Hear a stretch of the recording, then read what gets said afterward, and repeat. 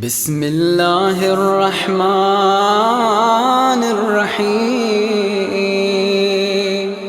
اللہم ایک جوان کہتے ہیں بڑا گنہگار تھا، ایران کا رہنے والا ہے۔ ہوتا ہے جوان دوستیوں کے چکر میں، تو ایسا ہی جوان تھا، دوستوں میں، پرائیویسیز میں اور ان چیزوں میں پڑا۔ جب والدین نے زیادہ پوچھنا شروع کیا تو اس کو پتا تھا اب گھر میں تو یہ میں کام نہیں کر سکتا، نشے کا عادی ہو چکا تھا، تو اس نے ماں باپ کو چھوڑا۔ کہتا ہے میں اتنا بد اخلاق تھا، جب غصہ آتا تھا تو کبھی کبھی ماں کو بھی مارتا تھا، باپ کو بھی۔ جب نفس کی حکمرانی ہو جائے نا بندے پر تو ظالم بھی بن جاتا ہے۔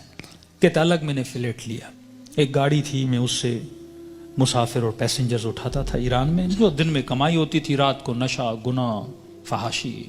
کہتا ہے محرم کا مہینہ شروع ہوا، ایام محرم آئے، 6 دن گزر گئے، میرے دوست نہیں آئے۔ میں نے فون کیا کیوں نہیں آئے، انہوں نے کہا کہ مصیبت کے دن ہیں، ایام ازاں ہیں، ہم گنہگار ہیں لیکن کم از کم 10 دنوں میں ہم احترام کرتے ہیں۔ تو کہتا میں غصے سے دوستوں کو آنے کی ضرورت نہیں ہے، میں نے گاڑی نکالی اور راستے کو جا رہا تھا، مسافر اٹھاتے اٹھاتے رات بہت لیٹ ہو گئی تھی، اس راستے پہ ایک میں نے لڑکی کو کھڑا ہوا دیکھا، اسے میں نے گاڑی میں بٹھایا، کہاں جانا ہے، کہا سیدھا جانا ہے۔ آگے چلتا گیا، اچانک نفس نے غلبہ کیا، گناہ نہیں کیا تھا اتنے دنوں سے، ذہن میں خیال آیا اکیلی خاتون گاڑی میں ہے، نیت گناہ کی، گاڑی کو میں نے موڑا۔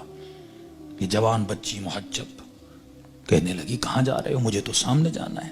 میں نے وہی گناہ والے جملے بولے، اسے دعوت گناہ دی۔ کہ بچی رونے لگی تو کیسی باتیں کر رہا ہے، اس نے کہا میں نے تو ارادہ بنا دیا ہے۔ کہتا مجھے واسطے دینے لگی، اب اکیلی خاتون کیا کرے، اسپیڈ سے میں گاڑی چلا رہا ہوں، دروازے لاک ہیں۔ کہتا مجھے واسطے دینے لگی، ظاہر ایران تو مطلب دونوں شیعہ ہیں نا۔ کہنے لگی تجھے حسین کا واسطہ، تجھے مولا علی کا واسطہ، تجھے امام زمانہ کا واسطہ، ایرانی حضرت عباس کا بڑا احترام کرتے ہیں، تجھے ابو الفضل کا واسطہ۔ کہتا میں نے کچھ بھی نہیں سنا، میں نے کہا یہ چھوڑ دو عقیدے کی باتیں، فلاں کا واسطہ، فلاں کا واسطہ، کس نے دیکھا ہے۔ کہتے آخر میں اس نے ایک جملہ کہا جس سے میرا وجود کانپ گیا۔ کہا تجھے نہیں پتا میں کون ہوں؟ کہا میں سمجھا بولے گی فلاں پولیس والے کی بیٹی ہوں، فلاں افسر کی بیٹی ہوں، یہ ہو وہ ہوں۔ میں نے کہا کون ہوں؟ کہا میں سید زادی ہوں، تجھے واسطہ میری دادی زہرا کا، میرا ادب نہیں کرتا، میری دادی کا ادب کر۔ کہتے پتہ نہیں ایسا کیا ہوا۔ میں نے گاڑی روک لی، میں نے کہا کہاں جانا ہے؟ کہا مجلس پہ جا رہی تھی، امام برگاہ پہ اتار دو۔ کہتا میں نے جا کے اتارا، پورے راستے میں خاموش رہا، سمجھ نہیں آ رہی تھی، ایک خوف سا میرے وجود پہ طاری ہو چکا تھا۔ کہتا یہ خاتون گاڑی سے اتری اور جب جانے لگی تو مجھے کہنے لگی کہ اے جوان، میں مجلس میں جا رہی ہوں، تیرے لیے دعا کروں گی، تو گناہ کرنے پہ آتا، تجھے کون روکتا، میں اپنی دادی زہرا سے تیری سفارش کروں گی۔ میں نے سارے واسطے دیے، تو روکا نہیں، لیکن جب تم نے میری دادی کا نام سنا تو رک گیا۔ اہل بیت فرماتے ہیں ہم بڑا احترام کرتے ہیں اس بندے کا جو ہماری دادی کا احترام کرے۔ یہ جوان کہتا ہے میرے وجود میں گویا ایک انقلاب سے، ایک عجیب سی سچویشن تھی، بس دل کر رہا تھا میں روں۔ کہتا جہاں میں نے اس کو اتارا تھا وہ میرا محلہ تھا، میرے ماں باپ کا گھر تھا، کئی عرصے سے میں آیا نہیں ان کو دیکھنے کے لیے۔ میں نے کہا اس بہانے سے جاؤں، ماں باپ سے مل کے آؤں۔ کہتا اب جیسے میں نے کچھائی کی تو اچانک ذہن میں خیال آیا، اب پاورفل ہوا، میرا روح پاورفل ہوا، نفس کمزور ہو گیا۔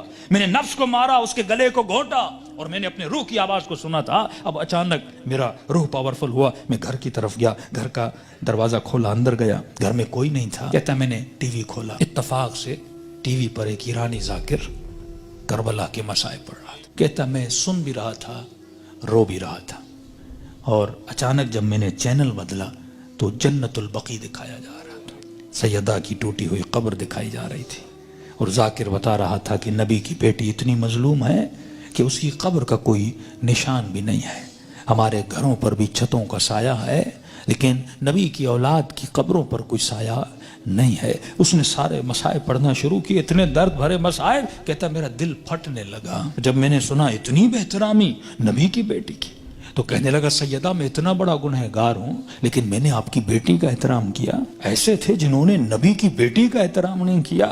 کہتا اب جب رونے لگا تو مجھے اپنے گناہ، اپنی خطائیں، اپنی بدکاریاں سب یاد آنے لگی، جتنی میری اندر کی کثافتیں تھیں گویا کسی نے سامنے لا کر کھڑی کر دی تھی۔ اب میں رو بھی رہا تھا، اللہ سے معافیہ بھی مانگ رہا تھا، اتنے میں میری ماں گھر آئی، جس ماں کو مارتا تھا اتنے سالوں کے بعد جب ماں نے مجھے دیکھا، کہتا جیسے مجھے دیکھا تو دیکھ میں رو رہا تھا، کہتے جیسے مجھے دیکھا تو بڑے پیار سے میرے ماتھے کا بوسہ دیا اور کہنے لگی رضا تو وہ نہیں جو یہاں سے گیا تھا، مجھے بدلا بدلا لگ رہا ہے۔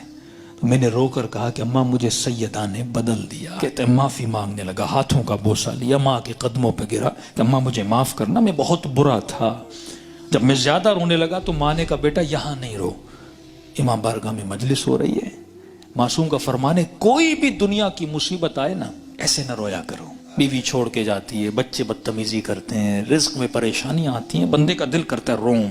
کہتے ایسے اپنے آنسوؤں کو ضائع نہ کیا کرو, ذکر حسین کو یاد کیا کرو, مصیبت اہل بیت کو یاد کیا کرو. ان آنسوؤں کی قیمت بڑی ہے, ان کو ایسے ضائع نہ کیا کرو. غم حسین میں, مناجات خدا میں, توبہ میں بہایا کرو. تو ماں نے کہا حسین کی مجلس میں جاؤ. کہتا ہے اتنے سالوں کے بعد جب محلے میں گیا تو محلے داروں نے دیکھا ارے وہ جوان جو اتنا گمراہ تھا آج ذکر حسین میں رو رہا ہے, اس کی زندگی میں انقلاب بپا ہو گیا. کہا کہ جب سے گیا, اس کی ماں کہتی ہے یہ خادم بن گیا حسین کا, یہ عزاداروں کے برتن دھوتا, کبھی جوتیاں بناتا, کبھی وہاں پہ ان کے لیے چائے رکھتا, دن رات خدمت کر رہا ہے کہ پورے محلے نے گواہی دی کہ یہ اس سے سچا عزادار ہم نے دیکھا نہیں ہے. کہتے ہیں 1-2 مہینے گزرے, ایک قافلہ بنا کربلا جانے کے لیے, تو لہٰذا اس قافلے سالار جو تھا مسجد کا ہیڈ بھی تھا, پریزیڈنٹ بھی تھا, اس نے اسے بلایا کہ رضا ادھر آ. ایک جوان کو ہمارے ساتھ چلنا تھا جو ہیلپر تھا لیکن وہ بیمار ہو گیا ہے. میں اتنے دنوں سے سوچ رہا تھا کسے لے کر جاؤں اس کی جگہ پر. اچانک ذہن میں خیال آیا تجھ جیسا نیک جوان ہے, اسے لے جاؤں حسین کی زیارت پہ. کہتا جیسے میں نے سنا میں رونے لگا. میں نے کہا مولا حسین کچھ دن نہیں ہوئے آپ کے قافلے میں آیا ہوں, اتنی جلدی آپ نے مجھے اپنی زیارت پہ بلا لیا. کہا مولا حسین کی زیارت کی, توبہ کی, واپس آیا, پھر ایک قافلہ حج کے لیے نکلا. کہ رضا قافلے والے اور محلے والے بول رہے ہیں جب تک یہ جوان چلے گا تو ہم چلیں گے, کیونکہ ہم نے اس سے اچھا خادم نہیں دیکھا, اس سے اچھا محبت کرنے والا نہیں دیکھا. کہ تب تو پاؤں سے زمین نکل گئی کہ سیدہ اپنے بیٹے کی زیارت بھی کروائی, اب اپنے جنت البقیع بھی مجھے بلا لیا. کہ اتنا بڑا شرف مجھے ملا, گویا زندگی بہار بن چکی تھی. جب سب کچھ کر کے واپس آیا, اس کے محلے کا ایک نیک متقی پرہیزگار تاجر تھا, بزنس مین تھا, وہ اس کے باپ سے ملا. کہنے لگا کہ میں اتنے دنوں سے دیکھ رہا ہوں ایک جوان میں اتنا انقلاب آ جائے, مجھے سمجھ نہیں آ رہا, مطلب یہ ارادے کا اتنا مضبوط ہے یا اور بن چکا ہے. میں چاہتا ہوں کہ اپنی بیٹی کا رشتہ اس سے کرواؤں. اس نے کہا کہ میں اپنے بیٹے کی گارنٹی نہیں دیتا, تجھے پتا ہے 4 مہینے پہلے کیا تھا اب کیا ہے, بات کرنی اس سے جا کر خود کر. اس کے پاس ہے, کہنے لگا رضا اپنی بیٹی دینا چاہتا ہوں لیکن ایک وعدہ دو. کہ کون سا وعدہ؟ کہ وعدہ یہ دو کہ پھر حسین کو چھوڑو گے نہیں, یہ دروازہ چھوڑ کے جاؤ گے نہیں. کہنے قبلہ میں اپنی ہر نماز میں دعا کرتا ہوں اے خدا وہ دن میری زندگی کا آخری دن ہو جب میں حسین کے ہاتھ کو چھوڑ کے چلا جاؤں. کہتے کل رشتہ لے کر آ جانا. کہتے یہ جوان اپنے ماں باپ کے ساتھ رشتہ لے کر گیا. جب اس کے گھر میں داخل ہو, ایران میں رسم ہے جس بچی کا رشتہ دینے جاتے ہیں وہ چائے لے کر آتی ہے. وہ بچی چائے لے کر آئی, جیسے اس جوان نے کپ اٹھایا اس بچی کی نگاہ اس کے چہرے پر پڑی. کہتے ہاتھ سے وہ ٹریل گرا اور چیخ مار کے بے ہوش ہو گئی. کمرے میں لے گئے, بڑی دیر کے بعد ہوش میں آئی, اور جیسے ہوش میں آئی زار و قطع رونے لگی, اور اس کی زبان پر بس ایک ہی نام تھا, یا فاطمہ الزہرا, یا فاطمہ الزہرا. ماں پریشان, بیٹی رو کیوں رہی ہو, ایسا کیا دیکھا؟ یہ جوان پریشان, اس کے ماں باپ پریشان, ایسا کیا ہوا؟ کہتی اماں اللہ کی قسم ہے کل رات میں نے خواب میں سیدہ فاطمہ کو دیکھا تھا, مجھے سمجھ نہیں آ رہا تھا. کل رات بی بی اسی جوان کا فوٹو مجھے دکھا رہی تھی اور کہہ رہی تھی کہ تو میری چاہنے والی ہے, جب اس کا رشتہ آئے اسے انکار نہ کرنا, اس نے میری بیٹی کا احترام کیا تھا. تبھی فرمایا جب تو 1 قدم اہل بیت کی طرف جاتا ہے وہ 10 قدم آگے بڑھاتے ہیں.